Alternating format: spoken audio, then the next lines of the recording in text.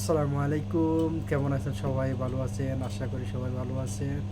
আমি মোহাম্মদ রহমতুল্লাহ ওমান থেকে বলতেছি। আমি একজন প্রবাসী ভাই। শুধু প্রবাসীরাই জানে প্রবাসীর কি কষ্ট, আর কেউ জানে না। পরিবারকে ছাড়া একা একা থাকা অনেক কষ্ট।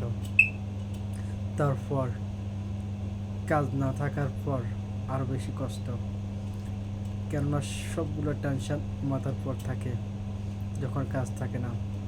একজন প্রবাসীর সবচেয়ে বেশি কষ্টদায়ক সময় কাটে তখন যখন সে বেকার থাকে। একদিকে মানসিক টেনশন, অন্যদিকে পরিবারের প্রেশার, দ্বিতীয়তে কাজ না পাওয়ার।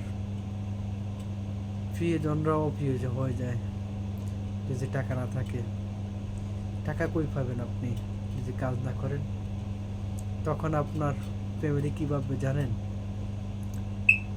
হয়তো সে কাজ করে বউকে দিয়ে দিচ্ছে, আর আপনার বউ কী ভাববে জানেন?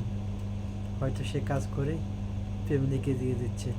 কিন্তু আপনার প্রবাসীতে কী অবস্থা হচ্ছে শুধু সেটা মাত্র আপনিই ভালো জানেন। হয়তো আপনি দেখা গেছে 6 মাস বসে রয়েছেন, কাজ নাই, খেতে পারতেছেন না, কিন্তু সেটা আপনার ফ্যামিলি পরিবার কেউ জানবে না। সবাই শুধু এটাই ভাববে আপনি টাকা জমাচ্ছেন, আপনার শ্বশুর বাড়িতে দিচ্ছেন, কেউ আপনার খোঁজ নেবে না, কেউ আপনার খবর নেবে না। আপনি কি খাইছেন না খান নাই, কী অবস্থা আছেন, কেউ দেখার মতো নাই, একমাত্র উপরওয়ালা ছাড়া। তাই প্রবাসে আসার আগে সবাই সাবধান হন, সতর্ক হন, ভেবেচিন্তে আসুন। কী কাজে আসতেছেন নিশ্চিত হয়ে তারপর কাজে আসুন। ফ্রি ভিসা নামক বিষয়ে আসবেন না, কেননা ফ্রি